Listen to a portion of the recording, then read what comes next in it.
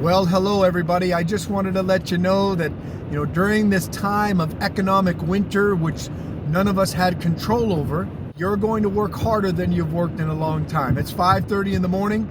I'm on my way to a rental property that I've got a contractor working through right now. We're meeting there just to do a scope of work agreement to determine what we're going to do, and from there I'll be going to my 4 auto repair shops and meeting with my people and just checking in on them, making sure everybody's doing okay, and a little bit of teaching, I'm sure, as I normally will do. But I just want you to know that we are not going to be able to get away with working at the level we've been working in the past. For those of us that have had success, we're just not going to be able to work at that same level. I'm telling you, you need to have your A game. You need to be ready to work. You better not have dinner ready at 6 p.m.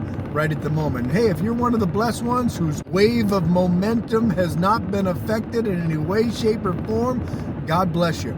Those are the people that maybe work at grocery stores or own a grocery store. God bless you. Auto repair, we're blessed. We're able to stay open. We're an essential business, but we also rely on all those people that are being told to stay home to bring their cars to us.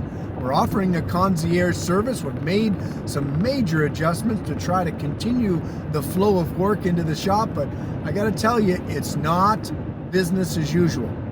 Not for us, not for anybody, not for you. You've got to get off your assets. You've got to get off your assets. And make sure that you are prepared. Don't think it's business as usual, or you're going to get caught up and become a casualty.